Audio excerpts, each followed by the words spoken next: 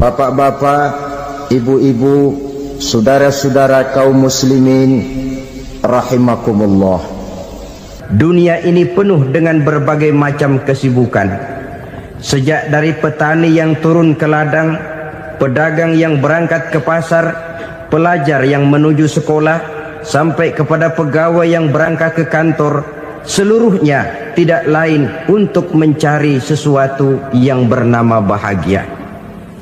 Setiap orang menginginkan kebahagiaan, dan tidak seorang pun menginginkan kesengsaraan dalam kehidupan ini. Namun nyatanya tidak setiap orang yang ingin bahagia mengetahui jalan yang harus ditempuhnya untuk sampai kepada kebahagiaan itu. Maka pada kesempatan pertemuan kali ini, saya ingin menyampaikan sebuah hadis dari junjungan kita baginda Nabi besar Muhammad sallallahu alaihi wasallam yang termuat dalam kitab Mukhtarul Ahadits An-Nabawiyah, di mana beliau bersabda, arba'un min sa'adatil mar'i. Ada 4 perkara yang merupakan tanda dari orang bahagia. Saya mau tanya, di antara saudara-saudara yang hadir di sini, apa ada yang kepengen jadi orang sengsara? Ya. Seluruhnya tentu ingin mendapatkan kebahagiaan.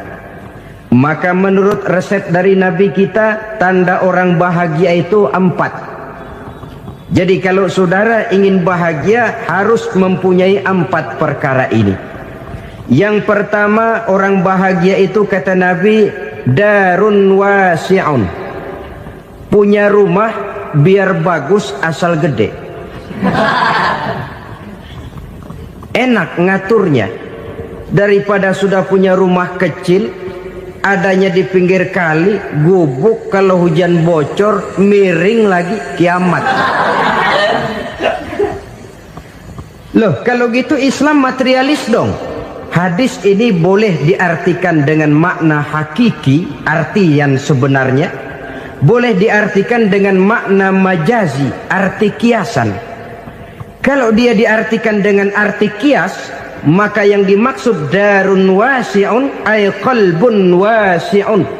Rumah yang luas tidak lain daripada hati yang lapang. Karena di situ kunci kebahagiaan yang sebenarnya. Walaupun kita cuma tinggal di petak berukuran 2 kali 3 meter, kalau hati kita luas rasanya rumah itu. Tapi biar rumah kita halamannya saja puluhan ribu hektar, ada kolam renangnya, kamar tidurnya tidak lagi terhitung. Kalau hati yang menempati rumah itu sempit, maka akan terasa sempit jugalah rumah itu. Tempat bergantungnya tidak lain adalah hati. Marilah kita mencoba melihat berbagai pandangan orang tentang bahagia ini. Ada orang menyangka bahwa bahagia itu kalau dia mendapatkan harta yang sebanyak-banyaknya. Siapa yang banyak harta, dialah raja. Apa yang dia mau, seluruhnya bisa dibeli. Keamanannya, dia bisa menyewa petugas. Seluruh fasilitas untuk menyenangkan kehidupannya bisa dibeli. Pendeknya, hartalah segala-galanya dalam kehidupan. Sampai ada pepatah mengatakan, innad darahima fil amakini kulliha taksur rijala mahabatan wa jalala. Sesungguhnya harta, dinar, dirham, uang, di mana-mana selalu bikin hebat orang yang memilikinya. Coba lihat, orang yang punya duit sama yang enggak punya duit, jangan gaya hidupnya, gaya jalannya aja lain. Wahia lisanun liman arada fasahatan, wahia silahun liman arada qitala. Uang adalah senjata yang paling ampuh bagi orang yang mau pergi perang, dan lidah yang paling fasih bagi orang yang mau bicara. Kalau bicara dengan lidah macet, cobalah bicara dengan harta, lancar. Sampai ada pepatah demikian, segalanya bisa diatur dengan harta. Maka di kalangan orang yang berpandangan semacam itu, seluruh kegiatan hidupnya hanya terfokus kepada bagaimana mengumpulkan harta yang sebanyak-banyaknya.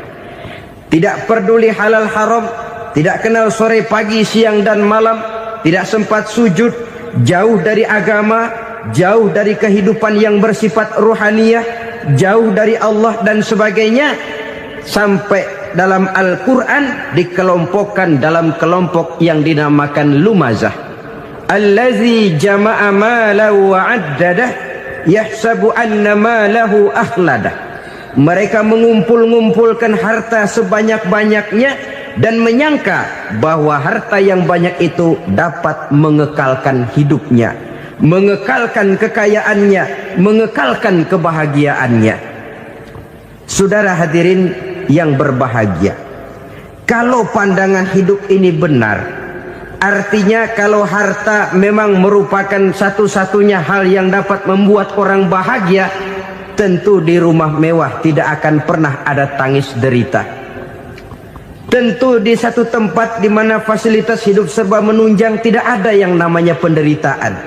Tapi suka dan duka, sedih dan gembira, senyum dan tawa adalah milik setiap orang, baik dia punya harta maupun dia tidak punya harta. Nyatalah bahwa harta semata-mata bukan merupakan jaminan bahwa orang akan bahagia, walaupun tanpa harta orang sulit untuk bahagia. Saya mau cerita, ada orang super kaya, namanya Aristotle Onesius, raja tanker Yunani. Dia punya kapal tanker saja konon sampai 11 banyaknya. Punya perusahaan penerbangan yang disebut Olympic Airlines. Punya hotel di berbagai kota besar di dunia ini, sejak dari New York, London, Paris, Rome dan sebagainya. Bahkan punya pulau yang dia namakan Pulau Scorpio. Ini kan namanya sudah kaya nggak tanggung-tanggung, punya pulau. Nah, dia punya 2 orang anak, yang satu laki-laki namanya Alexander, yang satu perempuan namanya Maria Onesius. Seluruh harapannya tertumpah kepada anak lakinya Alexander ini, yang akan meneruskan usahanya, meneruskan kekayaannya, meneruskan dinastinya. Apa yang terjadi? Ternyata anak yang dia harapkan yang bernama Alexander ini mati muda dalam kecelakaan pada waktu dia olahraga. Apa olahraganya? Namanya olahraga anak orang kaya, golongan jet set. Olahraganya olahraga pesawat terbang. Jatuh, ya nggak kapungut, habis mati. Tinggal satu anak perempuannya, Maria Onesius. Tapi anak perempuan ini juga malah urakan. Terakhir dia pacaran, bahkan kemudian kawin sama orang Rusia. Rupanya Aristotle Onesius ini broken. Kekayaannya yang berlimpah ruah, perusahaannya yang begitu banyak, siapa yang akan meneruskan? Siapa yang akan menggantikan? Sampai kemudian dia mengurung diri di Pulau Scorpio dan mati di sana secara mengenaskan. Seorang multi jutawan, seorang yang super kaya, mati menyendiri di pulau sepi. Ibarat kata pepatah, anak ayam mati di lumbung. Bukan kekurangan makanan, keurugan makanan.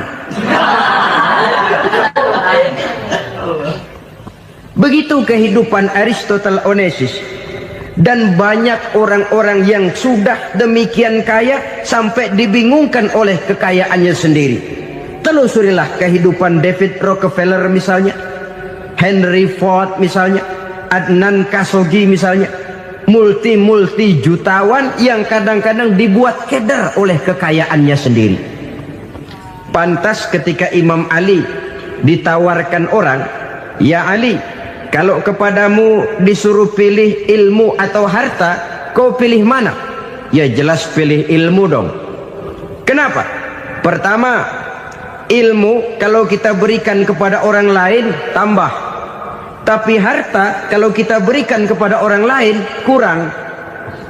Saudara punya uang 10.000, dibagi orang 5.000, jelas uang saudara berkurang. Tapi saudara punya ilmu, diberikan kepada orang lain bisa, saudara pun makin mantap. Tidak lantas jadi bodoh karena ngajarin orang. Saudara bisa Fatihah lalu mengajarkan orang Fatihah. Orang bisa, saudara pun makin hafal. Tidak lantas setelah diajarin orang ilmunya hilang. Begitu datang dia minta orang, tolong ajarin saya Fatihah. Udah habis, nggak ada.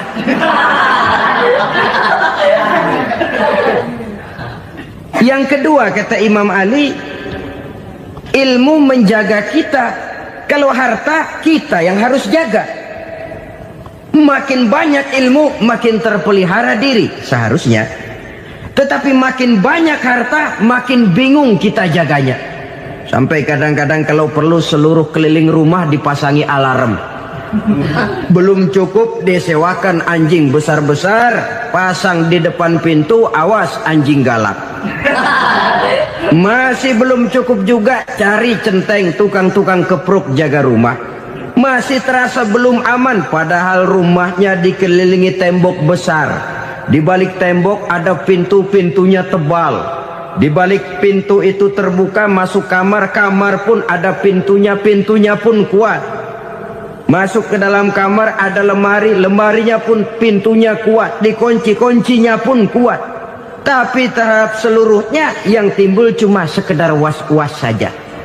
Kesimpulannya sekali lagi, tanpa harta orang memang sulit untuk bahagia. Tapi harta semata-mata tidak merupakan jaminan orang akan bahagia. Dengan hati yang luas, itu modal utama untuk mencapai kebahagiaan hidup. Orang yang hatinya luas, saudara-saudara, punya hati yang lapang, melihat kenyataan hidup ini, dia bersyukur senantiasa kepada Allah. Lantas tidak timbul hasud dan iri hatinya. Oleh karena itu jiwanya selalu lapang. Kalau tidak, cupik hati namanya. Dangkal pandangan, tidak senang melihat orang lain dapat nikmat, dan itu sering dijadikan contoh. Kalau orang yang lapang dada, dia lihat tetangganya beli TV baru, dia berkata, alhamdulillah ya, tetangga kita beli TV, mudah-mudahan kita bisa ikut nonton. Lapang dadanya. Tapi orang yang sempit hati, lihat tetangga beli televisi, meriang. Enggak dia apa-apain, meriang. Besoknya dengar tetangga beli motor, makin sakit, ke rumah sakit. Lalu di rumah sakit dengar tetangganya beli mobil, mati. Disiksa oleh perasaannya sendiri. Orang kalau hati sudah sempit dalam hidup, kemanapun dia pergi, sempit rasanya medan kehidupannya. Kemudian kita melihat juga ada orang yang menilai bahwa bahagia itu katanya kalau punya kedudukan yang tinggi, pangkat yang agung, wibawa yang besar. Mungkin betul, tapi mungkin juga tidak. Bergantung kepada hati orang yang punya pangkat itu. Sama dengan harta tadi. Harta akan membawa bahagia kalau dia jatuh ke tangan orang yang berhati lapang. Tapi harta akan jadi bencana kalau jatuh ke tangan hati orang yang sempit. Pangkat akan membawa bahaya kalau jatuh di tangan hati orang yang sempit. Lebih dari itu, kenyataan mengajarkan kepada kita bahwa ternyata pangkat dan jabatan tidak selamanya memberikan kebahagiaan dalam kehidupan. Bahkan resikonya kelewat besar. Beberapa bukti kita bisa ambil dari para pemimpin dunia yang menjadi korban lantaran pangkat dan jabatan yang disandangnya. Saudara ingat Presiden Abraham Lincoln dan John Kennedy dari Amerika? Dibunuh orang. Park Chung-hee dari Korea Selatan, Ziaur Rahman dari Bangladesh, Anwar Sadat dari Mesir, terakhir Indira Gandhi dari India, menjadi korban dari pangkat dan jabatan yang disandangnya dari orang-orang yang tidak senang dia memegang jabatan itu. Dia akan mudah mengundang bencana. Sehingga pantas kalau seorang presiden terkemuka Amerika, Harry Truman namanya, dia mengatakan jabatan presiden itu, kata dia, seperti orang nunggang macan, naik macan. Harus kita taiki, kalau enggak dia bakal nerekam kita, ngeri katanya. Adapun orang yang hatinya lapang, Kalau dia menerima pangkat dan jabatan, dianggapnya itu satu kesempatan untuk berbuat baik. Tapi orang yang berhati sempit, menerima pangkat dan jabatan, bukan kadang-kadang menerima, malah berusaha setengah mati mencapai dengan segala cara. Kalau perlu jilat atas, jilat atas. Jadi golongan sumuhun dawu. Jadi kelompok kulon nuwun, yes sir, yang kerjanya cuma oke bos. Kalau perlu jilat atas, jilat atas. Kalau perlu injak yang bawah, injak yang bawah.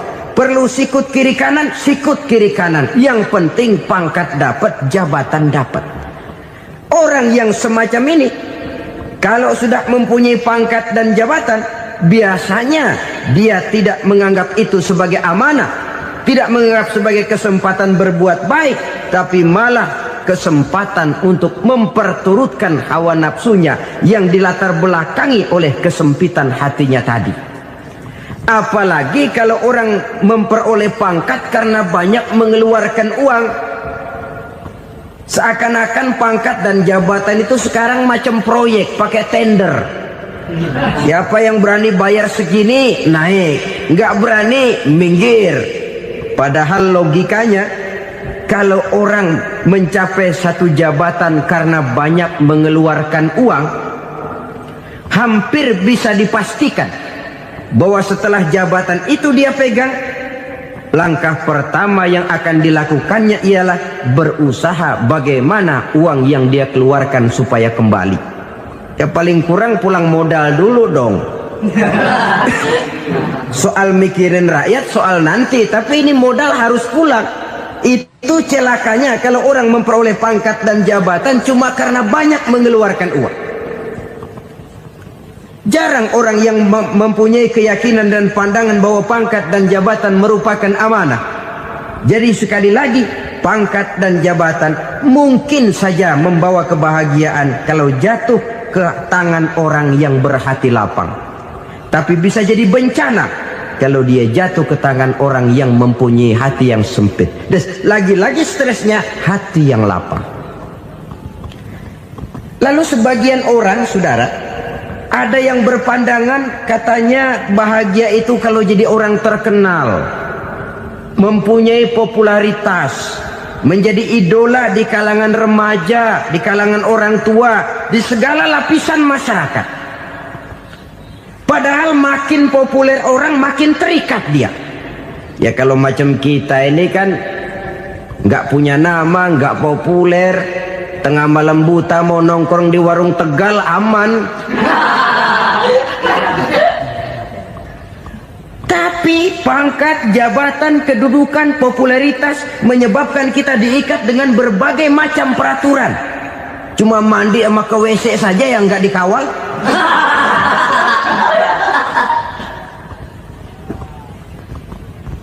Benarkah popularitas, ketenaran membawa kebahagiaan? Mungkin.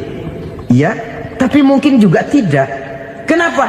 Banyak orang-orang populer yang mengakhiri hidupnya secara tragis. Kita ambil beberapa nama. Di Amerika tahun 60-an ada bintang seksi paling terkenal yang dijuluki sex bomb. Bom seks.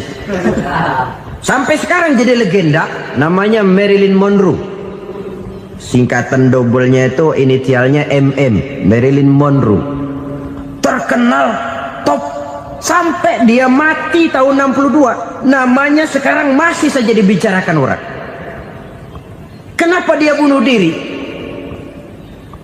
Tidak punya hartakah dia? Banyak. Kurang populerkah dia? Seluruh dunia mengenalnya. Sejak rakyat kecil sampai pejabat tinggi dia punya hubungan. Kenapa? Jenuh. Dia terlahir dalam keadaan yatim. Setelah itu tidak lama dia berangkat remaja, ibunya meninggal. Pindah dari wanita asuh ke wanita asuh sampai 12 orang ibu angkatnya. Dan kekecewaan yang paling parah, setiap laki-laki yang dekat dengannya hanya seperti kapal berlabuh. datang dan pergi silih berganti, padahal dia merindukan seseorang yang bisa melindungi hidupnya. Dia rindukan itu dan dia tidak pernah menemukan. Itu yang akhirnya menyebabkan dia minum pil tidur kelewat dosis, minum obat tidur kebanyakan, ya tidur terus sampai sekarang.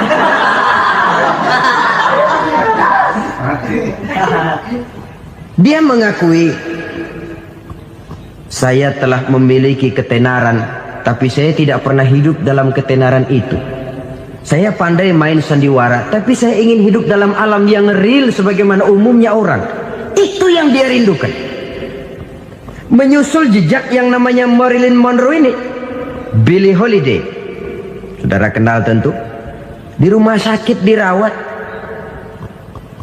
Dia juga minum obat overdosis, mati lagi. Jimi Hendrix minum obat tidur overdosis kelewat batas, mati lagi. Lalu yang menghanyutkan diri di danau, Janis Joplin dan Brian Jones. Ini orang-orang populer, orang-orang terkemuka yang mengakhiri hidup secara tragis, bukan karena tidak terkenal, mungkin karena sudah saking terkenalnya. Contoh paling belakangan, Bruce Lee. Wah, ini tukang-tukang kepruk tentu kenal siapa dia. Sampai sekarang pun tabir kematiannya masih merupakan misteri. Dan yang masih hidup juga menunjukkan gejala yang aneh. Michael Jackson, rumahnya di Beverly Hills itu dijaga sedemikian rupa, dan dia selalu curiga kepada setiap makanan harus steril, bersih dari segala macam kimia. Kemana dia pergi, itu tukang-tukang kepruk sudah selalu menjaga dan mengawal, dan dia seakan takut menunjukkan mukanya yang asli. Hingga kalau tampil ke tengah di luar show, dia kadang memakai pakaian yang tidak menunjukkan dia yang sebenarnya, takut dikenali orang. Ternyata popularitas sering jadi momok yang meracuni kehidupan manusia. Oleh karena itu, benarlah junjungan kita pada saat beliau mengajarkan orang akan bahagia kalau dia mempunyai hati yang lapang. Nah, sekarang masalahnya untuk mendapatkan hati yang lapang, caranya bagaimana? Kita kembali kepada konsep Quran. Allah mengajarkan, ala inna bizikrillahi tatmainnul qulub. Ketahuilah bahwa dengan banyak mengingat Allah, hati akan tenang, jiwa akan lapang. Dengan kata lain, dekat dengan agama, merasakan kehadiran Allah dekat dalam hidup. Itu muara pertama untuk mencapai hati yang lapang. Ala inna bizikrillahi tatmainnul qulub. Jangan macam orang sekarang ingin mendapatkan ketenangan lalu tapak di puncak gunung, di gua-gua, di tempat sepi. Iyalah kalau nggak ada ular.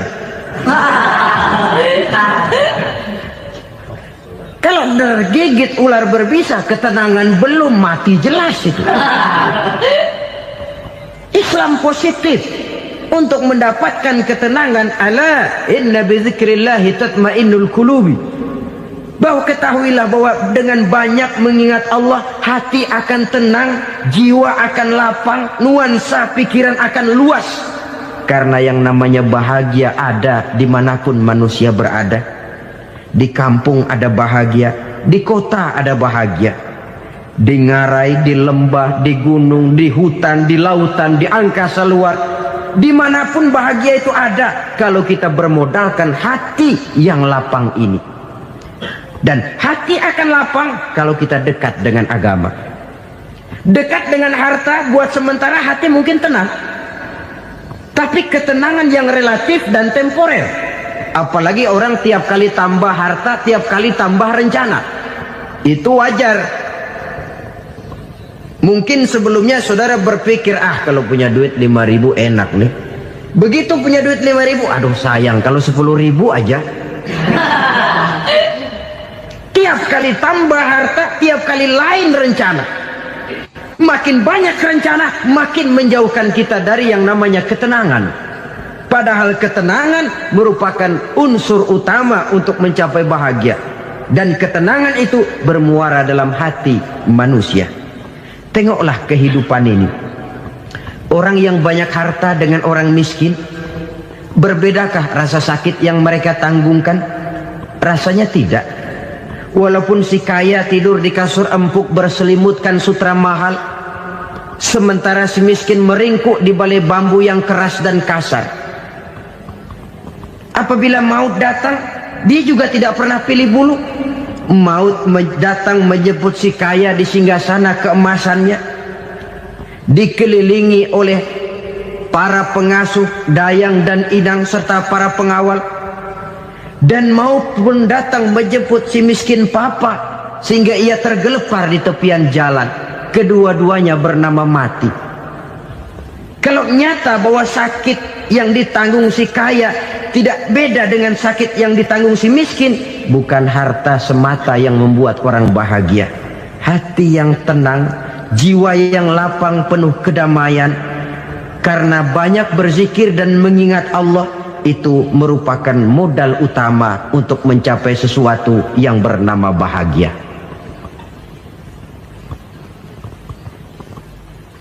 Saudara hadirin yang saya hormati, inilah yang pertama dari 4 ciri yang digambarkan oleh Nabi tentang tanda-tanda orang bahagia.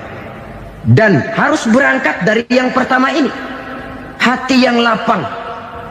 Ini yang harus kita miliki lebih dahulu. Baru nanti akan menyusul kepada poin yang ketiga, kedua, dan selanjutnya. Sebab kalau hati sudah terisi dengan jiwa yang lapang, seluruh persoalan insya Allah akan bisa kita atasi dengan sebagaimana mestinya. Yang kedua sekarang, tanda orang bahagia menurut baginda Nabi, markabun syariah. Orang bahagia itu, kata beliau, punya kendaraan biar cepat asal lancar. Artinya kemana dia mau pergi mudah. Apa maksud hadis ini? Kalau kita kaji lebih dalam, kendaraan itu kan alat transportasi. Transportasi tidak lain adalah usaha memudahkan komunikasi. Pindah dari situ kepada teori bahwa manusia adalah zon political, makhluk bermasyarakat yang tidak bisa memenuhi kebutuhan hidupnya secara sendirian. Kita memerlukan keberadaan orang lain dalam kehidupan ini. Untuk memakai baju saja kita sudah perlukan petani yang tanam kapas, pabrik yang memintal kapas jadi benang, pabrik yang menenun benang jadi kain, sampai kepada mesin jahit, sampai kepada tukang jahit. Itu cuma untuk memakai pakaian saja. Tidak seorang pun di antara kita yang sanggup memenuhi kebutuhan hidupnya secara sendiri. Kita perlu orang lain. Maka kebebasan dalam arti mutlak, kebebasan tanpa batas, itu tidak mungkin ada dalam kehidupan. Karena kita mengadakan yang disebut interaksi sosial. Setiap kegiatan kita tentu melibatkan orang lain. Menurut kita barangkali kita bebas jalan di jalan raya semaunya, tapi orang lain berkendaraan pun merasa bahwa ini ada juga jalan haknya, dan begitu selanjutnya. Oleh karena itu, maksud dari kendaraan yang cepat ini adalah khulata'uhu ma'as solihin. Lingkungan pergaulannya terdiri dari orang-orang soleh. Pergaulannya luas. Kemana dia pergi ada temannya. Kesulitannya ada tempat dia cerita. Dan kesulitan kalau sudah diceritakan kepada orang lain, taruh kata orang itu tidak bisa menolong, namun menceritakannya kepada orang yang kita percayai, kan paling kurang sudah mengurangi beban jiwa, mengurangi tanggungan batin, merasa masih ada tempat kita cerita. Maka lebih baik orang awam yang mau bergaul ketimbang orang setengah alim tapi ngunci pintu.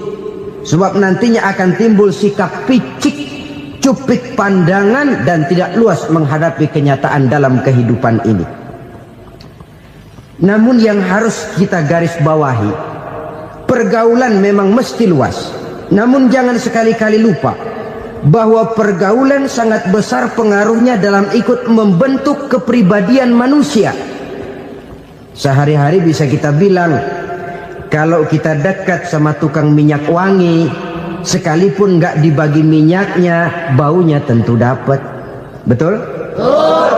Tapi dekat sama tukang elas, walaupun nggak kena apinya, asapnya mesti kena. Kalau Syauqi mengatakan lebih jelas lagi, man asyaral asyrafa asya musyarrafan wa muasyiral anzali ghairu musyarrafin. Awalam taral jildal hakira muqabbalan bisagri lamma sara jildal mushaf. Siapa yang bergaul dengan orang mulia, dia bakal ikut menjadi mulia. Tapi siapa yang berteman dengan orang hina, dia tidak bakal ikut menjadi mulia. Tidakkah kau lihat, kata Syauqi, kulit kambing yang hina pun dicium orang ketika menjadi kantong Quran. Kulit kambing hina, kalau dia sendirian gak ada yang mau cium. Tapi begitu dia bergaul dengan Quran, menjadi kantong Quran, dipakein minyak wangi, ditaruh di tempat yang tinggi, mau diambil dicium dulu, dibawa dengan penuh hormat dan hati-hati. Kulit kambing yang hina lantaran berteman dengan Quran, numpang mujur. Tapi coba lihat kalau kulit kambing berteman dengan kayu, jadi beduk, habis. Zohor dikemplang, asar dipukul. Itu pun sedikit saja, cuma salah milih teman. Yang temannya Quran dihormati orang, yang temannya kayu lantaran jadi beduk, gelap-gelap subuh orang udah kemplangnya.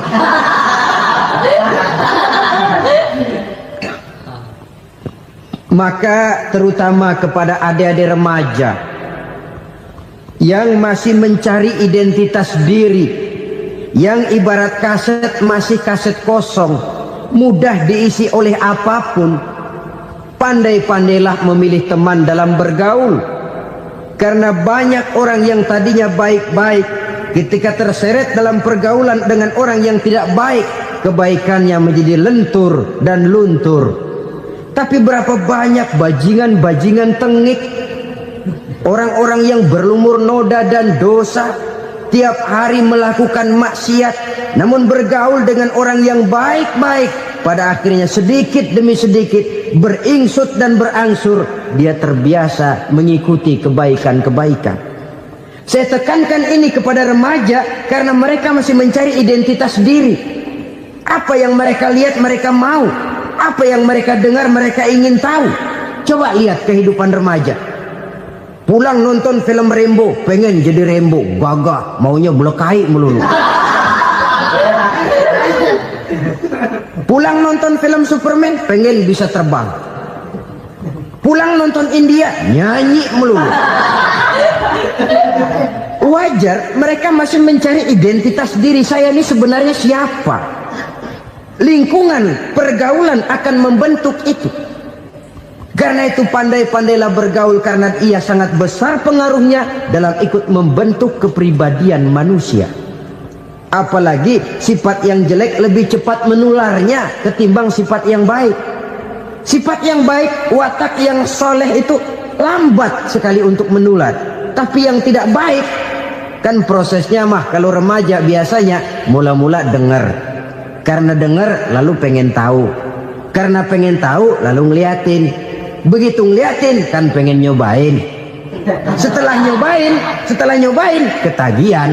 Nah, ini prosesnya. Yang namanya ganja, morfin, narkotik, awalnya kan begitu. Mula-mula dengar, katanya kalau sudah fly to the sky, sudah melayang ke langit, katanya disitulah puncak kebahagiaan. Mulanya cuma dengar. Karena dengar pengen tahu. Karena pengen tahu lalu ngeliat, kumpul sama orang yang suka ngeganja. Setelah ngeliat, nah pengen ngerasain.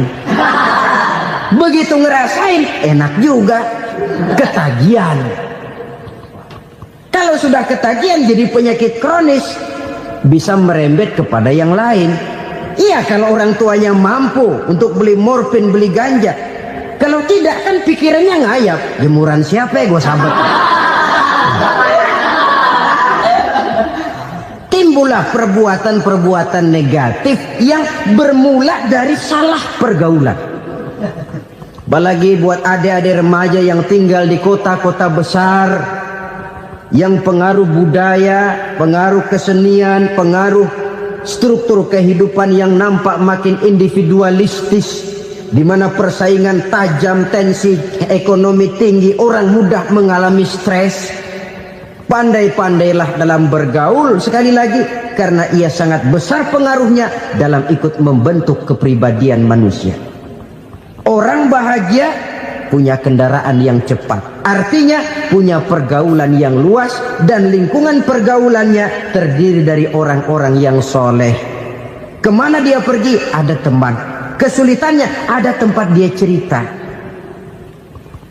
Tapi kalau sudah menyendiri, hidup sendiri, kesulitan dipikiri sendiri, bisa mati belum waktunya.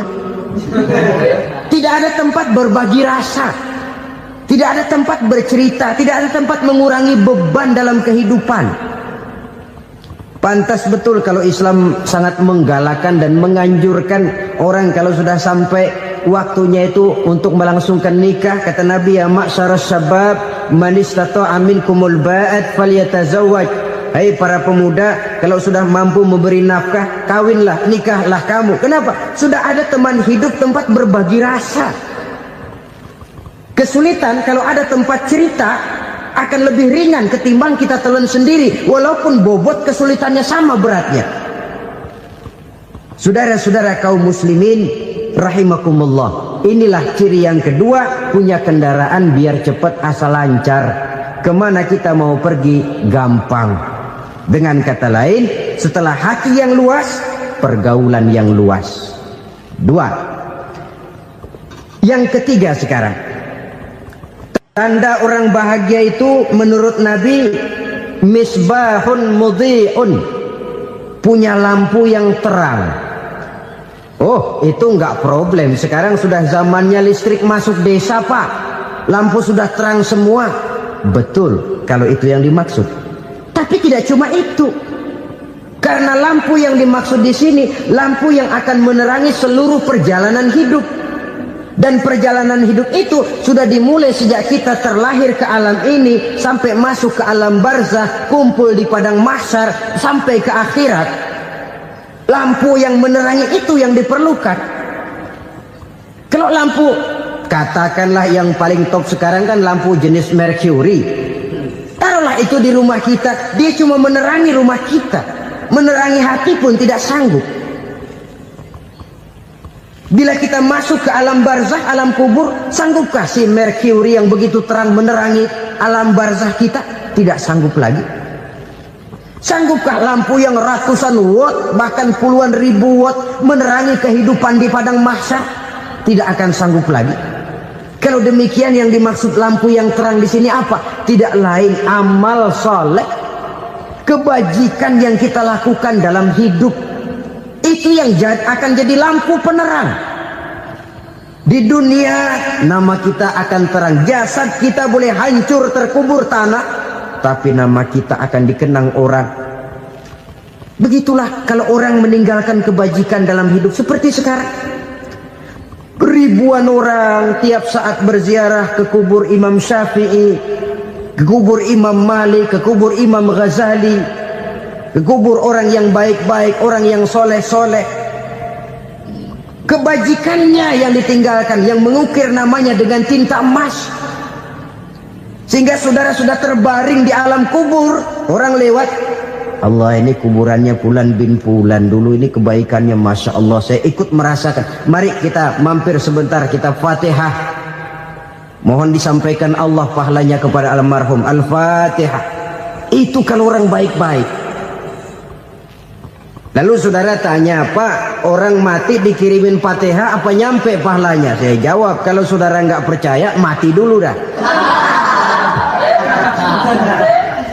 Nanti saya Fatihain, tungguin di sana. Umpama nggak sampai, balik lagi kemari. Sekarang ini kan maunya otak-otakan saja. Kalau nggak masuk otak, nggak percaya. Padahal alam gaib itu nggak bisa diotak-otakin. Sama saja dengan saudara pernah dengar cerita kapal tanpa emas tenggelam kan? Pernah nggak? Di mana?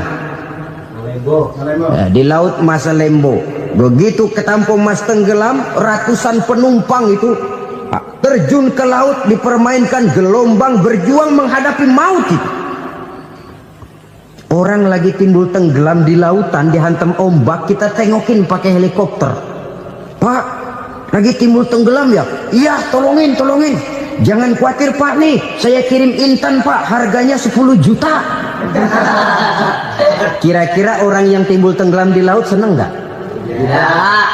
Kan mahal toh Intan 10 juta.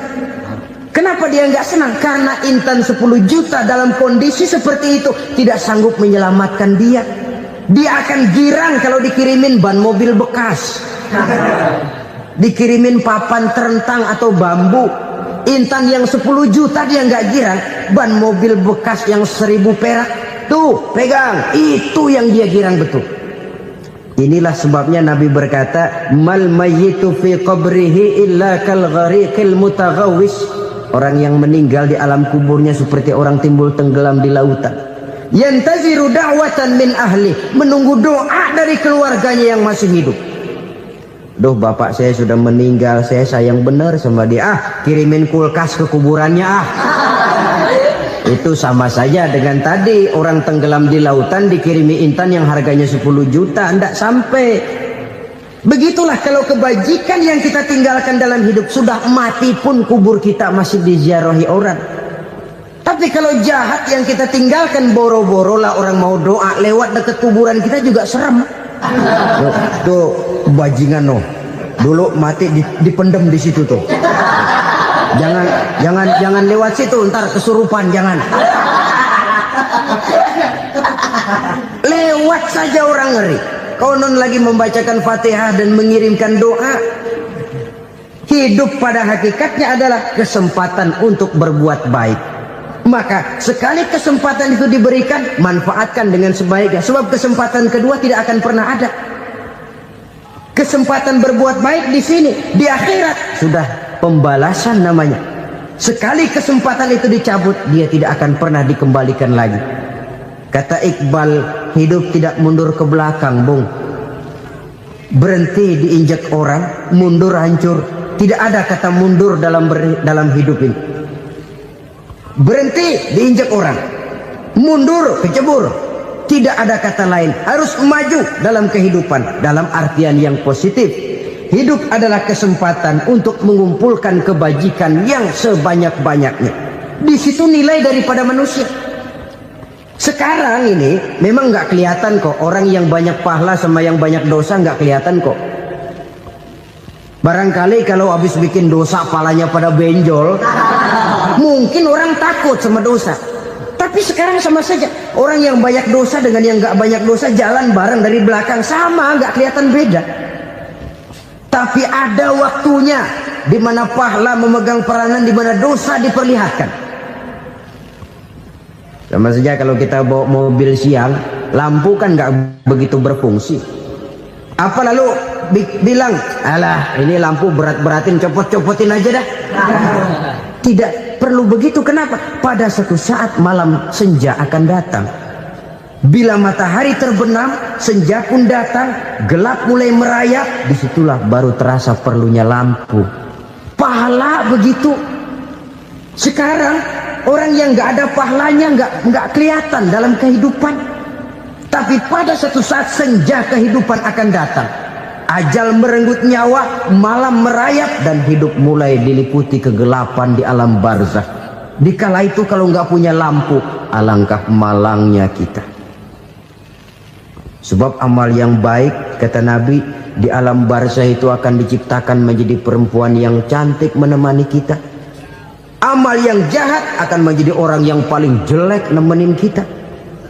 Sudah di tempat gelap yang nemenin jelek.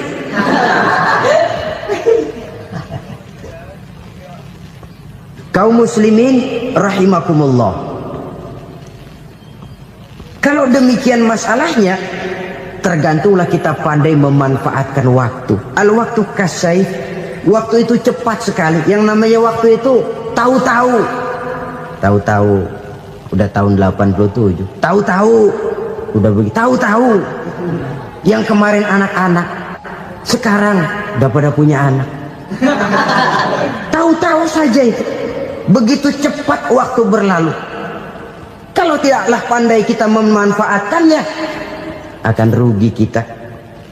Nabi bersabda, man kana yaumuhu khairun min amsihi fahuwa rabih.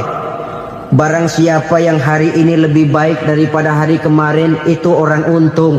Hari ini lebih baik daripada kemarin, bulan ini lebih baik dari bulan kemarin, tahun ini lebih baik dari tahun kemarin, itu orang yang beruntung. Tahun kemarin sembayangnya maghrib doang, sekarang udah tambah isya. Tahun kemarin cuman Idul Fitri aja ngancem bener, sekarang udah tambah Jumat, lalu tambah lagi maghrib, tambah lagi isya, dan selanjutnya. Hari ini lebih baik daripada kemarin, itu orang yang beruntung. Wa man kana yaumuhu mislu amsihi fahuwa khasir. Lalu barang siapa yang hari ini sama saja dengan hari kemarin, itu orang rugi. Hari ini sama dengan kemarin, rugi itu. Bulan ini begitu, bulan kemarin begitu, tahun ini begitu, tahun lalu juga begitu. Rugi itu orang. Rugi apa? Rugi umur. Umur tambah, amalan gak pernah tambah.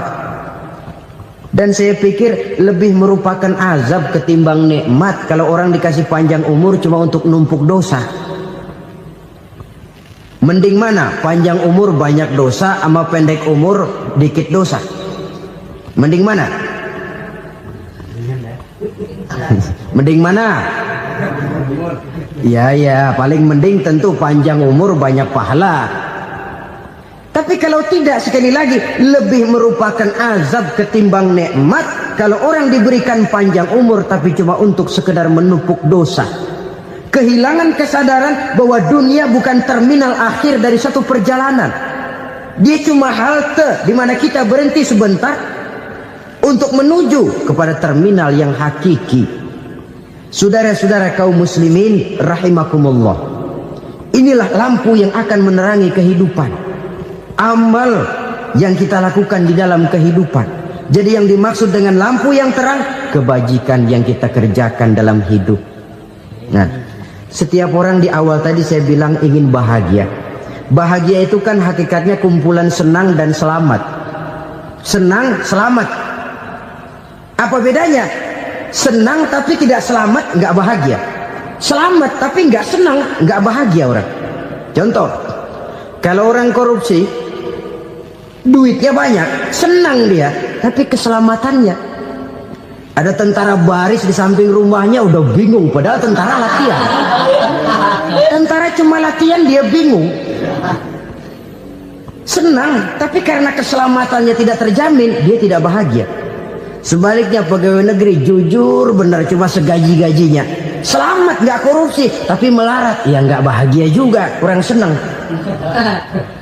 Kesenangan dan keselamatan untuk dunia saja, ya sekali lagi, kalau cuma sekedar untuk dunia saja bisa dibeli pakai uang, bisa dibeli pakai uang. Saudara ingin selamat bisa dibeli pakai uang, saudara ingin senang bisa dibeli dengan uang. Tapi setelah mati masuk ke alam barzah, habis kekuasaan uang. Nggak bisa lagi beli keselamatan pakai uang, tidak mungkin lagi membeli kesenangan dengan uang. Di situ pahala yang megang peranan. Makin banyak pahala, makin banyak saham untuk membeli kesenangan dan keselamatan, untuk memperoleh yang namanya bahagia. Dan jangan lupa loh, di alam barzah kita nggak sebentar, menunggu datangnya kiamat. Loh iya, kalau kita begitu dikuburin terus kiamat datang, untung. Tapi kalau masih harus 1000, 2000, puluhan ribu tahun yang akan datang, dalam satu penantian yang begitu lama, tanpa saham untuk memperoleh kebahagiaan, satu kemalangan yang tidak ada pernah putus-putusnya. Janganlah tergelincir oleh kebahagiaan sebentar yang menipu dengan mengorbankan kebahagiaan hakiki yang berjangka panjang. Apa artinya senyum sejenak kalau harus ditebus dengan tangis seumur hidup? Biarlah kita minum jamu, pahit memang, getir memang, tapi kan besok badan sehat. Daripada sekarang minum sirup, manis memang, enak memang, tapi bibir pada jontor besoknya. Sirawan, batuk, nggak karu-karuan. Banyak orang tertipu oleh kesenangan yang sebentar, padahal laisa kullu ma yalma'u zahaban. Belum tentu semua yang berkilat itu emas, belum tentu semua yang gemerlap itu intan. Karena itu marilah manfaatkan kesempatan yang diberikan Allah ini untuk mengumpulkan kebajikan yang sebanyak-banyaknya. Yang terakhir sekarang, yang keempat, tanda orang bahagia kata Nabi. Zaujatun salihah. Orang bahagia itu tanda yang keempat kata Nabi, punya istri biar cakep asal taat. Sudah surga itu sudah. Cakep taat. Istri kayak gitu, kalau belum mati jangan dikuburin dulu. Sudah cakep taat lagi, tapi kadang-kadang enggak, udah jelek ngadat melulu. Apa yang mau dipilih? Sebab itu Quran mengatakan istri pakaian untuk suami, suami pakaian untuk istri. Kenapa suami istri diibaratkan pakaian? Alangkah tingginya gaya bahasa Quran ini. Suami istri teman hidup, hidup perjalanan panjang. Sejak kita dalam rahim sudah ada hidup kan di sini. Sampai ke alam dunia, masuk ke alam barzah, kumpul di padang mahsyar, sampai menuju akhirat, itu perjalanan hidup. Carilah istri atau suami teman hidup yang membawa manfaat tidak hanya kehidupan di dunia ini, sampai di alam barzah, sampai di padang mahsyar. Suaminya mungkin meninggal lebih dulu, atau istrinya mungkin meninggal lebih dulu, tapi suami atau istri yang masih hidup berbuat kebajikan. Suami saya meninggal, ada hartanya, saya sedekahkan, niat pahala untuk almarhum suami saya. Ini teman hidup, tidak dibatasi dan tidak bisa dipisahkan oleh maut sekalipun. Zohirnya mungkin pisah, badannya mungkin pisah, tapi hatinya, jiwanya, kebersamaannya dalam menghadapi kehidupan. Karena itu saudara-saudara, bahasa Quran indah. Suami istri diibaratkan seperti pakaian. Apa fungsi pakaian? Pertama, pakaian jadi kebanggaan.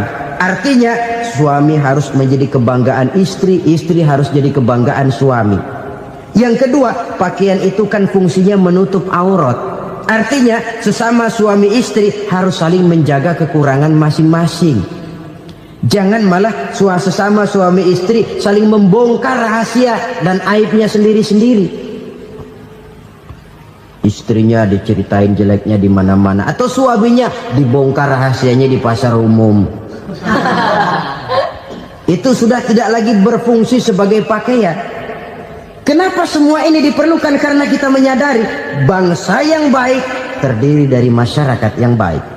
Masyarakat yang baik merupakan susunan dari warga yang baik. Warga yang baik adalah terdiri dari rumah tangga yang baik. Dan rumah tangga yang baik merupakan susunan dari pribadi yang baik. Dari situ langkah dimulai. Membangun satu bangsa yang baik diawali dengan membangun rumah tangga yang baik, dengan menciptakan pribadi-pribadi yang baik. Sehingga dari sini diharapkan berkembanglah nilai-nilai kebaikan. Orang akan bahagia mempunyai istri yang soleh. Kenapa? Tidak ada seorang suami bisa sukses jadi apapun dia, apapun profesinya. Dokterkah, kiaikah, mubalikah, petanikah, pengusahakah, pejabat tinggikah, tidak ada seorang suami yang bisa sukses tanpa peran serta istrinya. Walaupun memang peranan itu tidak begitu kelihatan, tapi sangat menentukan. Karena itu, saudara hadirin yang saya hormati, Islam sangat menghargai kaum wanita, memberikan kedudukan yang tinggi sepanjang tidak mematikan kodrat kewanitaannya. Nah, kalau sudah kesuksesan ini diawali dari rumah tangga, karier di masyarakat mudah untuk dikejar. Tapi keberantakan di rumah tangga merupakan kegagalan pertama di tempat lain. Nah, inilah saja yang dapat Al-Fakir sampaikan pada pertemuan kali ini. Terima kasih. selalu berusaha menyimpan sesuatu yang bisa membawa manfaat, baik untuk dirinya, untuk anak cucunya, maupun untuk keluarganya, untuk masa kini dan masa depannya. Kadang simpanan itu berbentuk uang, kadang berupa tanah, lain saat berbentuk pabrik, dan lain sebagainya. Sementara masa depan yang paling pasti adalah akhirat. Jika untuk masa depan dunia kita rela memeras keringat, membanting tulang, pergi pagi dan pulang petang, menyimpan uang, menyimpan tanah, menyimpan pabrik, pernahkah kita merenung jika satu saat kiamat datang, kita dibangkitkan dari kubur masing-masing, berdiri di padang mahsyar untuk mempertanggungjawabkan seluruh kegiatan hidup kita di dunia ini, lalu kita akan menuju ke alam akhirat. Sudahkah kita mempunyai simpanan untuk akhirat kita? Pada pertemuan kali ini saya ingin menyampaikan sebuah hadis di mana Rasulullah sallallahu alaihi wasallam bersabda, "Arba'un min kanzil jannah." Simpanan sorga ada 4 macam. Yang pertama, ikhfa'us sadaqah, menyembunyikan sedekah. Saudara-saudara kaum muslimin, sebagaimana yang kita maklum bahwa Allah Subhanahu wa taala melebihkan sebagian rezeki dari kita terhadap yang lain. Ada yang kaya, ada yang setengah kaya, ada yang miskin, ada yang setengah miskin, dan selanjutnya. Ada yang gajinya kecil tapi penghasilannya gede. Ada yang penghasilannya gede tapi nggak punya gaji. Ada juga yang memang gajinya gede dan penghasilannya gede. Kelebihan rezeki merupakan sunnatullah dan tidak harus membuat kita merasa lebih dari yang lain.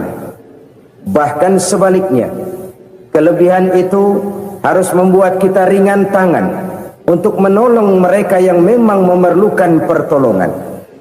Kalau saudara diberikan ilmu, maka pertanyaan akhirat cuma satu: ilmumu kau amalkan untuk apa? Kalau saudara diberikan umur yang panjang, pengadilan akhirat juga bertanya satu: umurmu kau habiskan di mana? Tapi kalau saudara diberikan harta, pengadilan akhirat akan bertanya dua: hartamu kau dapat dari mana? Kau belanjakan kemana? Dari mananya ditanya, dan kemananya juga ditanya.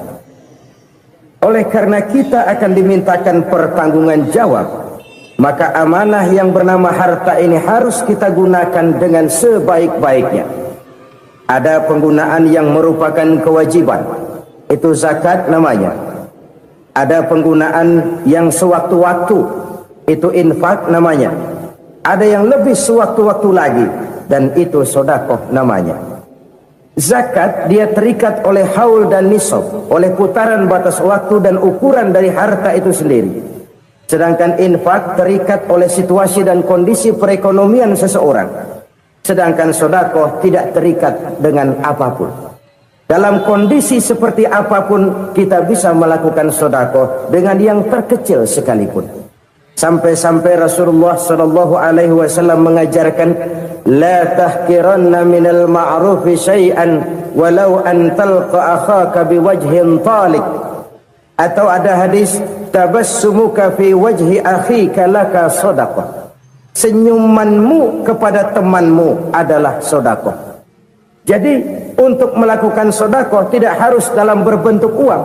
Dengan ilmu kita bisa sedekah, dengan tenaga kita bisa bersedekah, dengan pikiran kita bisa bersedekah, bahkan senyum kepada teman itu pun sedekah. Jadi kalau sedekah dengan uang memang belum punya uang, nyengir aja banyakin. Itu asal pada tempatnya, jangan lalu ketemu tiang listrik cengengesan. Tentu tidak pada tempatnya dan tidak wajar. Nah, sedekah yang paling dicintai Allah adalah sedekah yang disembunyikan. Artinya, jauh dari sifat riya. Kan kadang-kadang ada orang sedekah itu disebutkan namanya, apa tidak bagus? Kalau memang niatnya ikhlas, ya bagus-bagus saja. Untuk memberikan sugesti kepada yang lain. Si Fulan bin Fulan nyumbang sekian, diumumkan.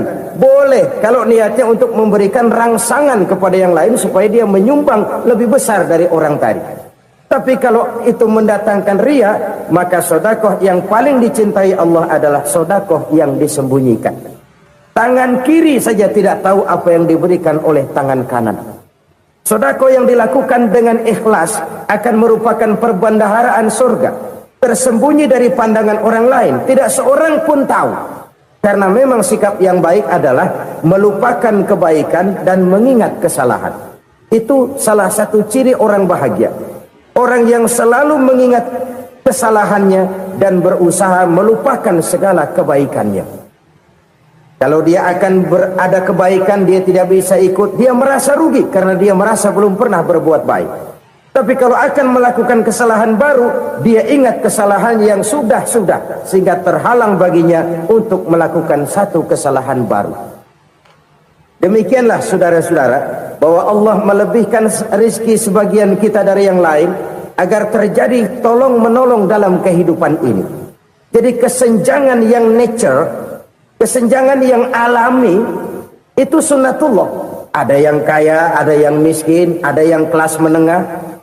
Nah, kenapa lalu sekarang kita berusaha mengentaskan kemiskinan? Oleh karena adanya kesenjangan struktural. Kalau yang kaya bisa semakin kaya, kenapa yang miskin tidak bisa naik jadi ikut sedikit kaya? Sebab pada dasarnya Islam adalah agama yang sejak turunnya sudah berupaya memerangi kemiskinan. Bahkan dikatakan kemiskinan itu mendekatkan kepada kekufuran. Orang kalau miskin udah dekat banget sama kafir. Gampang menjadi kafir. Berapa banyak saudara-saudara kita yang oleh karena soal perut, oleh karena soal materi, terpaksa meninggalkan dan menanggalkan akidahnya, menjual petunjuk yang diberikan Allah dengan kesenangan dunia yang cuma sebentar ini. Na'udzubillah summa na'udzubillah. Jadi makin kita sembunyikan satu sedekah, semakin banyak perbendaharaan kita di surga. Sedekah yang paling dicintai Allah adalah sedekah yang disembunyikan. Malahan ada seorang sufi, dia punya kebiasaan kalau pergi sholat Jumat dia bawa uang, itu uang dia taruh di bawah tikar masjid. Dia niat sedekah kepada siapa saja yang nemuin itu duit. Maksudnya apa? Supaya yang nemuin nggak tahu siapa yang punya duit. Demikian dia saking ingin menyembunyikan sedekahnya. Karena sifat riya itu bisa memakan amal kita sendiri. Riya itu termasuk menyebut-nyebut kebaikan kita. Orang yang suka nepuk dada, sedikit-sedikit ngitungnya kalau nggak gua. Tuh kalau nggak gua tuh. Tuh yang belas itu kalau nggak gua, kalau nggak gua. Iya kalau nggak lu kenapa emang? Orang yang suka menepuk jasa. Tuh biasanya memang begitu saudara-saudara. Kalau perang lagi berkecamuk, orang nggak sempat ngaku jadi pahlawan. Tapi begitu perang selesai, yang kagak kenal bedil ngaku pahlawan, mas. Itu sesuatu yang biasa. Oleh karenanya, orang-orang yang ikhlas dalam bersedekah, disembunyikannya sedekah itu, Allah cinta betul. Malahan ada hadis memberikan jaminan, inna shadaqatal mar'il muslimi tazidu fil umri wa tadfa'u mitatas su'i.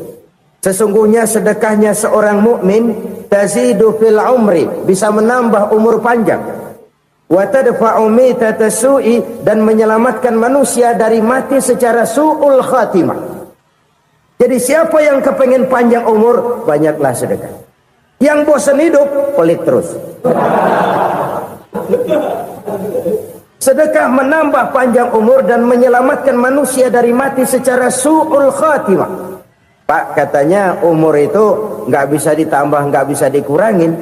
Kapan? Kalau ajal sudah datang. Fa idza jaa ajaluhum la yastakhiruna sa'atan wa la yastaqdimun. Kalau ajal datang tidak bisa dimajukan, tidak bisa dimundurkan. Itu kalau ajal sudah datang. Tidak bisa lagi umur ditambah dikurangi, sudah datang. Tapi kalau belum datang, itu kan haknya Allah. Mau ditambah, mau dikurangi, hak prerogatif Allah. Sebagai pencipta manusia, Allah maha kuasa dan maha mampu. Sedekah ini menambah panjang umur dan menyelamatkan manusia dari mati secara su'ul khatimah. Itu orang mati kan sama ya, kondisinya mati, nggak nafas. Tapi hakikat mati kan lain-lain. Ada yang mati itu husnul khatimah, baik akhirnya. Misalnya lagi ngaji mati, lagi sholat mati, lagi sedekah mati. Ini yang dinamakan dengan husnul khatimah, baik di akhirnya. Sebaliknya ada yang su'ul khatimah, jelek di akhirnya. Ini yang jadi catatan akhir. Lagi nyekek botol, mampus. Lagi banting kartu, modar. Su'ul khatimah, jelek pada akhirnya. Sedekah menyelamatkan manusia dari mati secara su'ul khatimah. Dan kita semua kepengen mendapat husnul khatimah, jauh dari su'ul khatimah. Oleh sebab itu yang bisa menyelamatkan kita dari penyakit itu antara lain adalah sedekah yang disembunyikan, yang dikerjakan dengan ikhlas karena Allah, tidak karena kepengen dipuji orang, tidak karena ingin dikatakan orang pemurah. Sebab orang dermawan itu orang yang memberi tanpa harus diminta. Kalau masih harus diminta, ya belum dermawan namanya, masih harus diminta. Kalau nggak diminta ya tulus, lolos, polos. Saudara-saudara kaum muslimin rahimakumullah, harta adalah amanat dan akan kita pertanggungjawabkan. Allah melebihkan rizki sebagian kita dari yang lain agar kita saling tolong menolong, bantu membantu. Nabi janjikan siapa yang meringankan beban saudaranya muslim di dunia, Allah akan meringankan bebannya di akhirat nanti. Sebuah jaminan dari baginda Nabi. Si orang yang kita bantu barangkali tidak bisa membalas, Allah yang akan membalas lewat jalan lain yang tidak pernah kita sangka-sangka. Ada orang tanya, Pak, ini ada orang nyumbang masjid sambil marah-marah, bagaimana? Saya bilang sumbangannya aja ambil, marahnya jangan. Marahnya jangan diambil, itu urusan dia. Saudara-saudara kaum muslimin rahimakumullah, umat Islam ini kan umat yang punya potensi besar. Kadang kita merenung, kenapa kadang-kadang pembangunan masjid kok lambat sekali? Kalau hotel hari ini peletakan pertama, bulan depan peresmian. Supermarket hari ini peletakan batu pertama, minggu depan peresmian. Tapi kalau sudah yang namanya masjid, kadang-kadang peletakan batu pertama sekaligus jadi batu terakhir. 3 tahun, 4 tahun, campur nebar jalak di jalanan, duit dijaring kayak ikan sepat. Apa tidak ada orang Islam yang kaya? Banyak. Apa tidak ada pengusaha muslim yang jadi konglomerat? Ada. Lalu yang belum banyak itu yang komit terhadap nilai-nilai agamanya. Akhirnya kita jatuh jadi umat yang lemah. Belum ada pengusaha konglomerat muslim buka pabrik supermi cap bedug misalnya umpamanya atau pabrik kecap cap sorban supaya identitas keislamannya sedikit kelihatan. Kita jatuh jadi umat yang lemah karena potensi tidak terinventarisir dengan baik. Kita ini ibarat kompor yang cuma matengin nasi orang lain. Potensi kita dimanfaatkan oleh orang lain. Ukhuwah Islamiyah kita baru terbatas kepada silaturahmi. Ukhuwah di bidang ekonomi kita lemah, ukhuwah di bidang kebudayaan kita lemah, apalagi ukhuwah di bidang politik kita lebih rapuh lagi. Padahal ukhuwah itu adalah totalitas kehidupan manusia, menyangkut ipolek sosbud, memerlukan nilai-nilai ukhuwah. Jadi oleh karena itu mari kita menyadari di dalam harta kita, walaupun kita yang cari, pergi pagi, pulang sore, peras keringat, banting tulang, di sana ada harta anak yatim. Di sana ada hak masjid. Di sana ada hak pesantren, di sana ada hak jihad. Berbahagialah seseorang apabila dia oleh Allah dijadikan keran. Keran itu menyimpan air, tapi tidak untuk dirinya, tapi disalurkannya kepada mereka yang memang memerlukannya. Saudara-saudara kaum muslimin rahimakumullah, ini yang pertama. Jadi perbendaharaan surga adalah menyembunyikan sedekah. Orang lain nggak tahu, kita pun nggak pernah ngitung-ngitung. Kita anggap lewat begitu saja, padahal itu deposit akhirat. Satu. Yang kedua, perbendaharaan surga itu apa? Wa kitmanul musibah, menyembunyikan kesulitan. Kadang orang takut menghadapi kesulitan, tapi makin kita merenung, hidup ini kan sebenarnya urusan. Takut sama urusan, ya jangan hidup. Tandanya orang hidup itu kalau punya urusan. Urusan melupakan problem. Problem sering menimbulkan kesulitan. Kesulitan bukan untuk ditakuti, tapi untuk diatasi dan dicarikan jalan keluarnya. Siapa sih orangnya yang gak pernah sulit? Makin tinggi status sosialnya, makin gede urusannya. Makin tinggi kualitas imannya, makin berat tingkat kesulitannya. Cuma memang yang namanya enak itu seperti pelangi. Biang lala itu nggak pernah di atas kepala kita, di atas kepala orang melulu. Lu sih enak lu, kata kita. Dia juga bilang yang enak kan lu. Pelangi itu nggak pernah di atas kepala kita. Kata tukang beca, aduh enak ya naik Mercy. Kata tukang beca, apa yang di dalam mobil Mercy? Aduh enak bener tukang beca, di jok ngeringkuk ngorok pulas bener. Saya kamar pakai AC sejuk, tempat tidur Sultra, empuk, alga, spring bed, kulak kulik nggak bisa pulas kalau belum minum Valium, belum tidur. Enak bener tukang beca, di jok ngorok nggak tahu wetan kulon.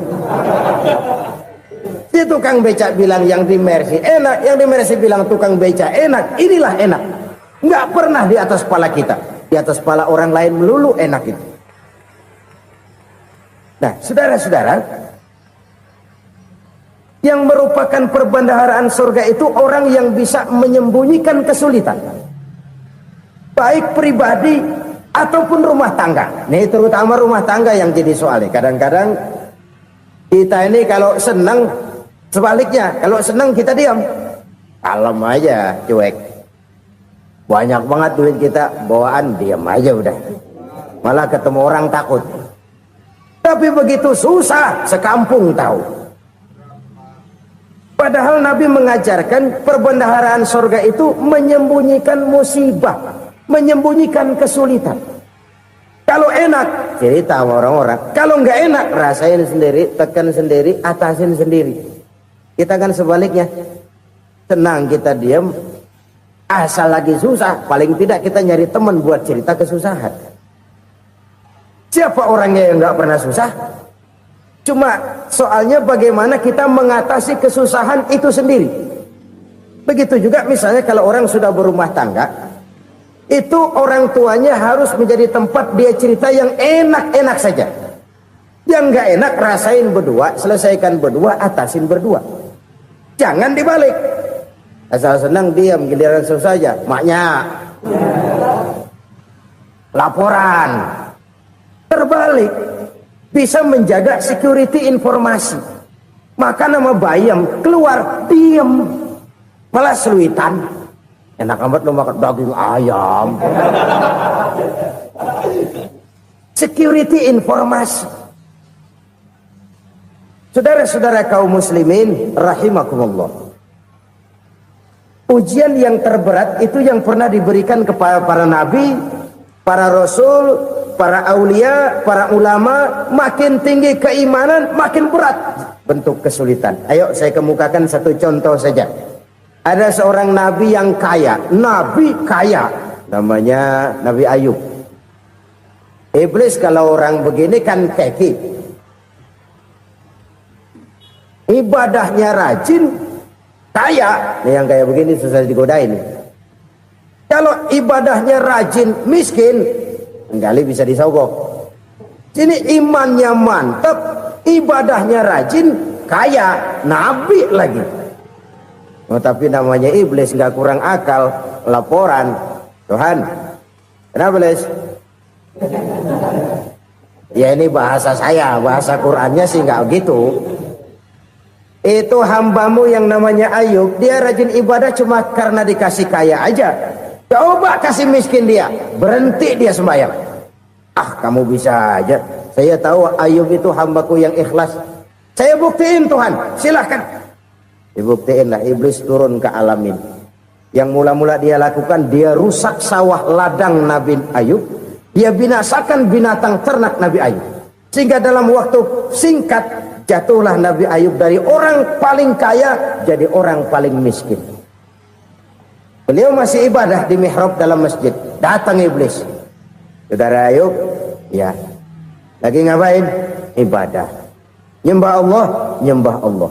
Oh, percuma. Kenapa? Tuhan yang ente sembah nih, dia udah bikin miskin ente. Sawah ladang ente hancur lebur, binatang ternak binasa. Sekarang ente jadi orang paling miskin. Ngapain nyembah Tuhan kayak begitu? Tekor. Udah berhenti dah ibadah, berhenti ibadah. Ini iblis sama Tuhan laporannya lain, yang dikerjakan kepada Nabi Ayub juga lain. Benar begitu iblis, kata Nabi Ayub. Iya, sawah ladang saya habis, buras. Binatang ternak saya binasa, binasa. Saya miskin, bangpak. Apa jawab Nabi Ayub? Bukan innalillahi, ini hebat. Alhamdulillahillazi a'tani wa akhza minni. Segala puji bagi Allah yang telah memberikan harta kepada saya dan sekarang mengambilnya lagi. Alhamdulillah. Allah yang ngasih, Allah yang ambil. Itu mah urusan Allah. Iblis cuman ibadah jalan terus, sujud lagi Nabi Ayub. Iblis seleher gondok banget. Dasar Nabi nggak mempan dia apa-apain. Miskin malah alhamdulillah. Allah yang ngasih, Allah yang ngambil. Jadi kalau kita tidak komit, kita tidak terikat kepada kaya, miskin, senang, susah, apa yang bisa bikin kita susah? Jadikan kekayaan, kemiskinan, jadikan senang, susah sebagai anak buah yang bisa kita atur. Jangan kekayaan ngatur kita, jangan kemiskinan ngatur kita. Kita yang harus mengatur mereka. Senang, susah, kaya, miskin, bahagia, sengsara, jadikan itu anak buah yang bisa kita atur. Kalau sekarang kita kaya, lain saat boleh jadi kita miskin, semiskin-miskinnya. Allah yang ngasih, Allah yang ngambil. Tenaga mana yang bisa menghalangi? Ibadah jalan terus. Iblis makin gondok. Dasar Nabi loh. Akhirnya apa? Nabi Ayub dikerjain, diberikan penyakit. Demikian fatal penyakitnya. Bayangin, udah miskin sakit. Masya Allah. Miskin sakit. Sakitnya nggak lama, kira-kira 16 tahun. Istrinya 3, 2 mental minta ceraiin. Ngerawatin laki bengek begini. Senang belum tentu, susah udah pasti nih. Cerai aja, cerai dah. Cerai. Tinggal satu Siti Rahmah yang setia menemani beliau.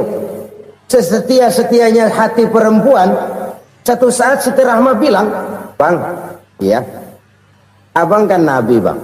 Lalu, namanya Nabi kan doanya jarang meleset, Bang. Maksud kamu minta kenapa sih sama Tuhan biar abang sembuh, baik dah, Bang?" Siti Rahmah, iya. Saya sakit berapa tahun sih dah? 16 tahun, Bang. Sebelum ini saya sehat berapa tahun? Ya kira-kira 60 tahun, Bang. Nah, coba ente banding-bandingin, Rahmah. Saya dikasih sehat 60 tahun, dikasih sakit 16 tahun. Sudah nggak sabar mau doa kepada Allah minta sembuh. Saya malu kepada Allah. Diuji dengan yang luar biasa seperti ini, tidak mengganggu stabilitas kehambaannya. Dia tetap menghamba kepada Allah Subhanahu wa ta'ala. Saudara-saudara kaum muslimin rahimakumullah. Kunci menghadapi kesulitan itu apa? Allah jelaskan dalam satu ayat, wa basyiris sabirin alladzina iza asabathum musibah qalu inna lillahi wa inna ilaihi raji'un. Gembirakan orang-orang yang sabar. Siapa mereka itu? yang apabila mendapat musibah mereka kembali kepada keyakinan dasar segalanya dari Allah dan segalanya akan kembali kepada Allah. Ini konsepsi dasar dari sikap muslim dalam menghadapi berbagai kesulitan. Segalanya dari Allah, segalanya akan kembali kepada Allah. Kalau ini sudah kondisi dasarnya, maka kita akan lapang menghadapi kenyataan bagaimanapun pahitnya. Apakah itu namanya miskin, apakah itu namanya sakit, bahkan maut sekalipun. Maut sekalipun. Segalanya dari Allah, segalanya akan kembali kepada Allah. Ini sikap hidup, bukan sekedar ucapan. Kita kadang-kadang menjadikannya sebagai ucapan. Mulutnya sehingga berhenti, innalillahi wa inna ilaihi rajiun, tapi nangisnya terus gerung-gerungan. Bukan itu, ini kesadaran moral. Kalau segalanya dari Allah, segalanya kembali kepada Allah, kan sebenarnya cuma nunggu giliran. Hari ini saya nyembayangin dia, entah hari apa saya disembayangin orang. Hari ini saya antar dia ke kubur, entah hari apa orang nganterin saya ke kubur. Hari ini saya tahlilkan dia, entah nanti kapan orang tahlilkan saya. Segalanya dari Allah, segalanya akan kembali juga kepada Allah. Oleh sebab itu saudara-saudara, kesulitan bukan untuk ditakuti. Kesulitan justru untuk diatasi, dicarikan jalan keluarnya. Dan tidak ada orang yang tidak pernah mendapat kesulitan. Tidak ada. Semakin tinggi status sosial, semakin tinggi kualitas keimanan, semakin besar juga tingkat kesulitan. Hanya saja bagaimana cara kita mengatasinya. Dan Al-Quran menyatakan, inna ma'al usri yusra. Di balik kesulitan itu pasti ada kemudahan. Roda itu berputar. Karena itu Rasulullah sallallahu alaihi wasallam mengingatkan kepada kita, ta'arraf ilallahi fir raha ya'rifka fis syiddah. Ingatlah kepada Allah di waktu kamu senang, supaya Allah ingat kepada kamu di waktu kamu susah. Kalau waktu senang kita ingat kepada Allah, kita susah, Allah tidak akan meninggalkan kita. Tapi kalau waktu senang kita jauh dari Allah, sujud tidak sempat, dengan masjid jauh, ketika senang kita lupakan Allah. Nanti begitu kita susah, Allah lupakan kita. Dan itu menyakitkan. Oleh karena itu orang-orang tua kita dulu bilang, kalau lagi sehat ingat-ingat lu bakal sakit nanti. Kalau lagi kaya ingat-ingat satu saat kita bakal jatuh miskin. Bahkan kalau lagi muda ingat-ingat kita bakal tua. Dan yang terpenting, kalau lagi hidup ingat-ingat kita bakal mati. Saudara-saudara kaum muslimin rahimakumullah. Jadi yang kedua yang merupakan perbendaharaan surga, menyembunyikan musibah. Saudara-saudara kaum muslimin rahimakumullah. Hal ketiga yang merupakan perbendaharaan surga adalah wasilatur rahmi. Orang yang suka bersilaturahmi. Sebagaimana yang kita maklum bahwa manusia adalah makhluk yang disebut zon politika. Makhluk sosial yang tidak mungkin hidup sendiri-sendiri. Betapa dan siapapun kita memerlukan orang lain. Bodoh betul manusia kalau tinggal di tengah masyarakat tapi tidak mau bermasyarakat. Merasa hebat sendiri, pinter sendiri, gagah sendiri, kaya sendiri. Mungkin kalau mati juga ngubur sendiri. Jangankan kita di sini, di sorga saja Nabi Adam waktu sendirian bengong melulu, mondar mandir. Allah tegur dam sepi dam. Ya ini kalau bahasa saya. Iya Tuhan sepi ini nggak ada coret-corekan pisan ini. Diciptakan Siti Hawa baru anteng Nabi Adam. Itu di sorga. Cobalah. Umpamanya saudara tinggal di Jakarta nih. Kaya bener. Apaan aja di Jakarta punya saudara dah. Jembatan Semanggi ambil. Monas buntel bawa pulang. Hotel-hotel ambil semua. Cuman tinggal di Jakarta sendirian, apa enaknya? Betapa dan siapapun kita perlu orang lain. Tidak ada seorang pun yang bisa memenuhi kebutuhan hidupnya secara sendiri-sendiri. Nah, Islam telah menyelamatkan manusia dari ras diskriminasi. Mengikat manusia dengan persaudaraan yang berlandaskan kepada akidah. Karena itu dianjurkan bersilaturahmi. Bahkan Nabi menyatakan, man arada ayyubsata lahu fi rizqihi wa yunsa'a fi atharihi falyasil rahimah. Siapa yang kepengen diluaskan rezekinya dan dipanjangkan usianya, banyaklah ia bersilaturahmi. Siapa yang kepengen dimudahkan rezekinya, hendaknya ia banyak bersilaturahmi. Kalau banyak teman, kesulitan kan paling tidak ada tempat cerita. Udah susah, sendirian kita pikirin diri, nggak ada tempat tukar pikiran. Cepet banget sama bengek. Dilawan sendiri. Nah, secara makro kita bisa berkata, tidak mungkin ada kemenangan kalau tidak ada kekuatan. Tidak ada kekuatan kalau tidak ada kesatuan dan persatuan. Tidak mungkin ada kesatuan dan persatuan tanpa semangat silaturahmi. Kalau umat Islam mau menang, dia harus kuat. Kalau umat Islam mau kuat, dia harus bersatu. Kalau umat Islam mau bersatu, dia harus membudayakan silaturahmi ini. Bahkan sampai-sampai kata Nabi, kalau bisa cari nilai tambah. Apa? Silman qata'ak. Bersilaturahmilah kau kepada orang yang marah denganmu. Masya Allah, indahnya ajaran agama kita. Orang yang marah pun kepada kita, kata Nabi, kalau bisa bersilaturahmilah kepadanya, kepada orang yang marah itu. Di situ nilai tambah. Cuman jujur nih hadis, ngucapinnya gampang, ngamalinnya yang berat banget. Orang marah sama kita, kita disuruh silaturahmi. Ada apa sama lu? Lu marah, ada gua marahan lagi. Tunggu pikirin. Saudara-saudara kaum muslimin rahimakumullah. Tapi ini yang diajarkan, bahkan ini yang dicontohkan oleh baginda Rasul. Bagaimana begitu mudah, misalnya satu saat Abu Jahal ini ngatur strategi bagaimana bikin Muhammad celaka.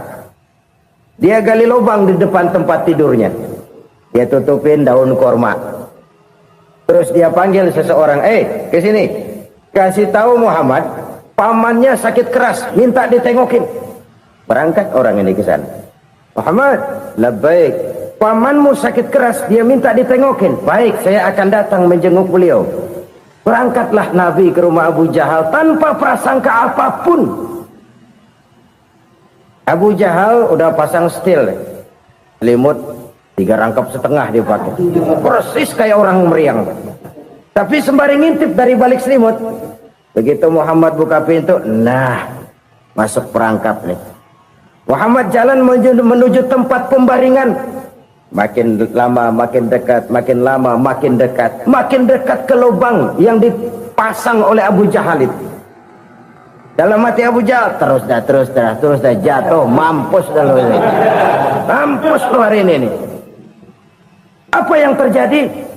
Malaikat Jibril datang. Muhammad, pamanmu cuma pura-pura sakit. Di depan tempat tidurnya ada lubang perangkap supaya kamu jatuh ke situ. Sudah, kamu pulang. Balik kanan Nabi. Sudah hampir jatuh ke lubang, balik kanan, pulang. Bayangin kecewanya Abu Jahal. Muhammad dikit lagi, Muhammad dikit lagi. Enggak paman, saya pulang aja. Emosi bangun dari tempat tidur, enggak sadar kalau lagi pura-pura sakit. Lompat ngejar Nabi, dia lupa dengan lubang yang dia gali. Usrak, nyemplung sendiri ke dalam lubang.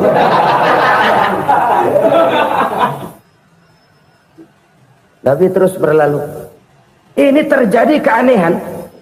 Jatuh ke lubang yang dia gali itu sebenarnya nggak terlalu dalam ya, antara 3-4 meteran lah.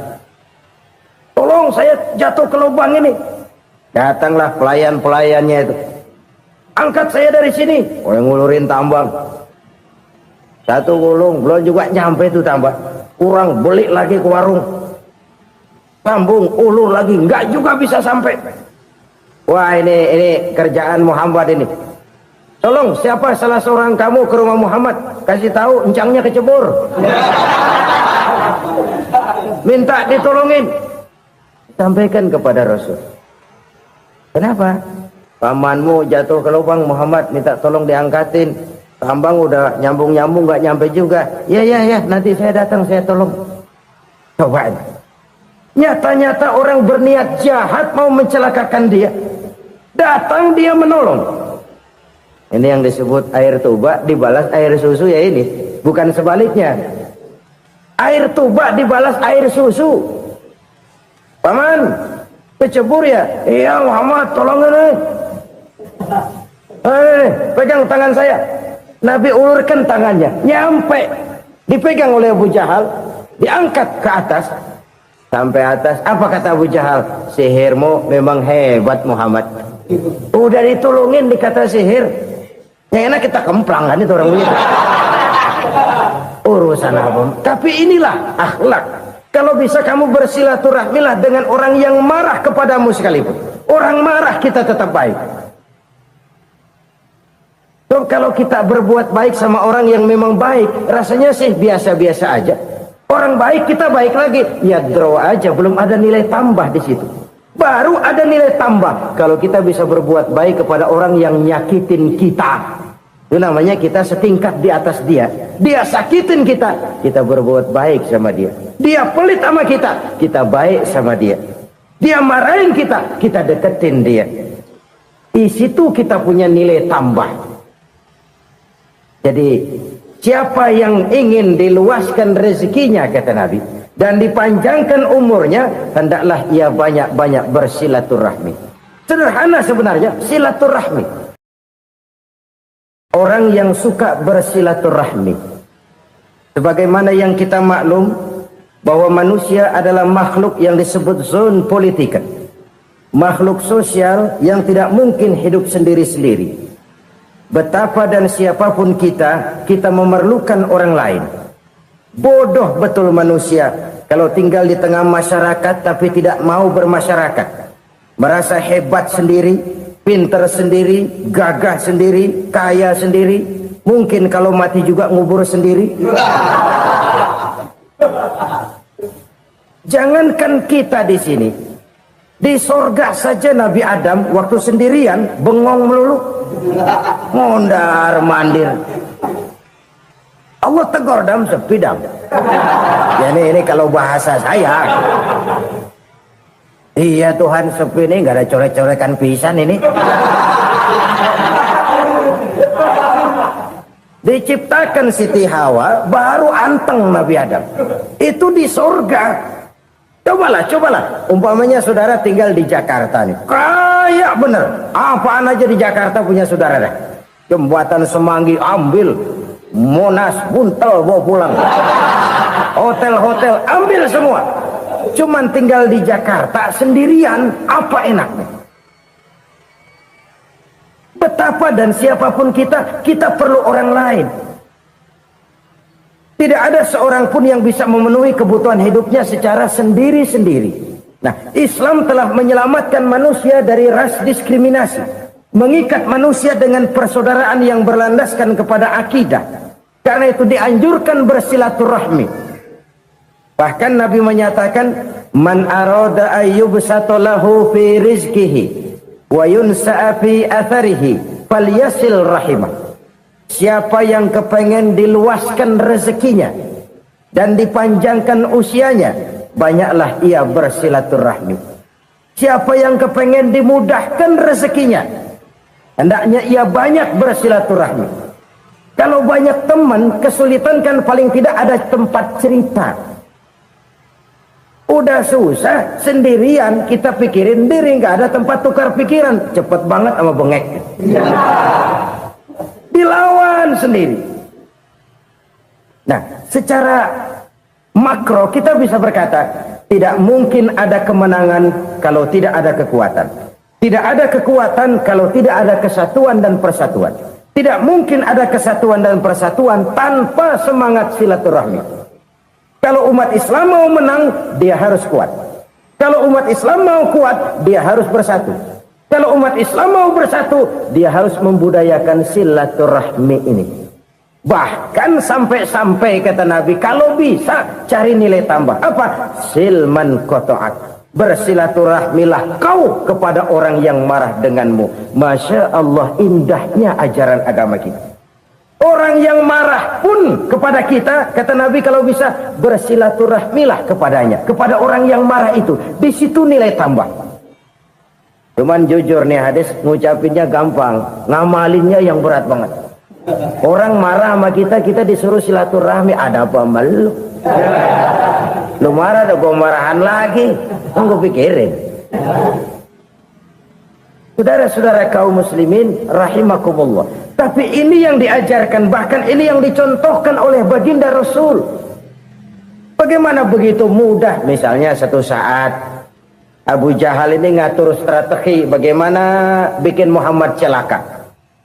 Dia gali lubang di depan tempat tidurnya.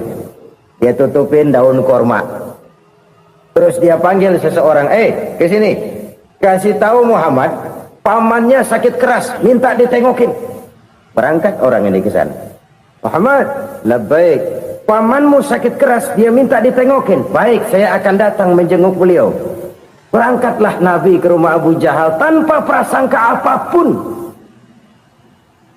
Abu Jahal udah pasang setil, selimut 3 rangkap setengah dipakai, persis kayak orang meriang. Tapi sembari ngintip dari balik selimut, begitu Muhammad buka pintu, nah masuk perangkap nih. Muhammad jalan menuju tempat pembaringan. Makin lama makin dekat, makin lama makin dekat, makin dekat ke lubang yang dipasang oleh Abu Jahal itu. Dalam hati Abu Jahal, terus dah jatuh, mampus dah lo ini. Mampus lo hari ini nih. Apa yang terjadi? Malaikat Jibril datang. Muhammad, pamanmu cuma pura-pura sakit. Di depan tempat tidurnya ada lubang perangkap supaya kamu jatuh ke situ. Sudah, kamu pulang. Balik kanan Nabi. Sudah hampir jatuh ke lubang, balik kanan, pulang. Bayangin kecewanya Abu Jahal. Muhammad dikit lagi, Muhammad dikit lagi. Enggak paman, saya pulang aja. Emosi bangun dari tempat tidur, enggak sadar kalau lagi pura-pura sakit. Lompat ngejar Nabi, dia lupa dengan lubang yang dia gali. Usrak, nyemplung sendiri ke dalam lubang.